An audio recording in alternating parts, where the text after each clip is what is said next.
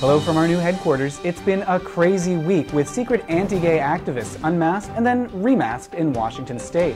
A Maryland football player is our new best friend. DOMA continues to crumble, but not before costing taxpayers $520 an hour. And why is Australia's Prime Minister resisting a marriage equality measure that would increase public support for her own party? I'm Matt Baum, and welcome to Marriage News Watch for October 24th, 2011. After 3 months of broadcasting from my living room, I'd like to welcome you to our new studio, my office. Marriage News Watch is coming to you this week from the headquarters of the American Foundation for Equal Rights, the sole sponsor of the federal court challenge to Proposition 8. When I'm not producing this show, I manage research and communications at AFER, and as of today, that work includes Marriage News Watch.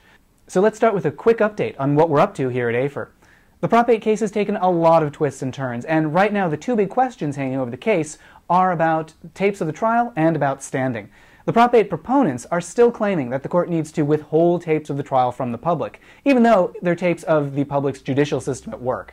They claim that the tapes will somehow subject the witnesses to harassment, which is silly because their witnesses are happy to make anti-gay statements in other formats. It's just when they're on the witness stand under oath and penalty of perjury, forced to tell the truth, that they're suddenly camera shy.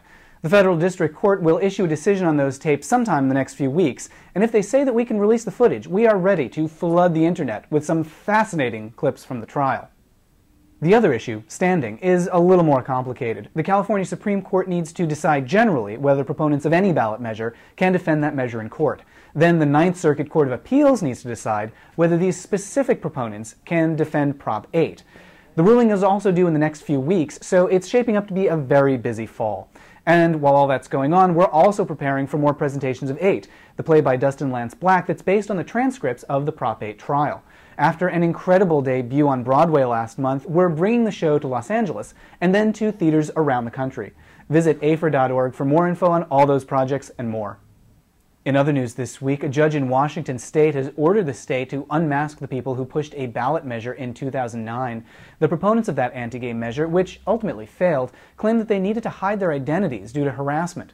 But the judge found that their claims of harassment were pretty weak and limited to uncomfortable conversations and speculation about what could maybe possibly potentially happen someday.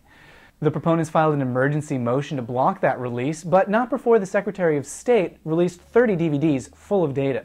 So the information is out there now. Whether anyone does anything with it remains to be seen. Also in Washington this week, the state's largest private sector union announced that it will support marriage equality efforts in 2012. That's maybe a little premature, since we don't yet know whether there will be any marriage equality efforts in 2012. It's all up to the legislature, and so far, the best commitment we've gotten has come from State Senate Majority Leader Lisa Brown, who suggested that Washington, quote, could be ready for full marriage equality, unquote. But State Senator Ed Murray has said that legislators simply don't have enough votes to pass the measure right now. Polling in Washington is strongly on our side, with a September survey by Strategies 360 showing 54 to 35% in favor of marriage equality. Across the country in Maryland, efforts to move legislators towards marriage equality in 2012 continue, with a new pro-equality commercial featuring Ravens player Brendan Ironbadejo. This may not be a very exciting commercial to LGBTs like me, who aren't exactly clear on what football is. But it's a great way to reach out to ally communities.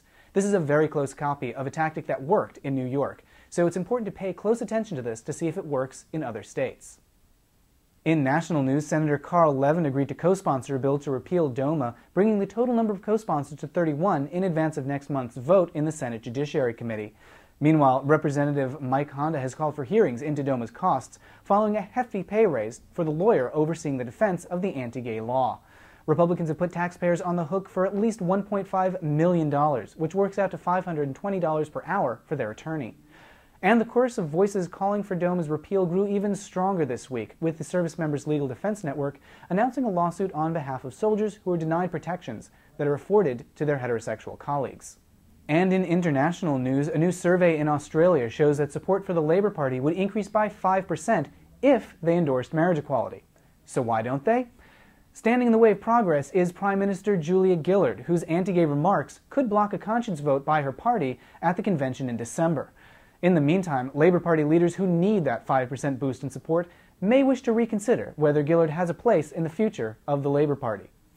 Those are the headlines for this week. Visit us over at marriagenewswatch.com for more on all these stories and more, and AFER.org to learn more about our efforts to win full federal marriage equality for all Americans. We'll see you next week.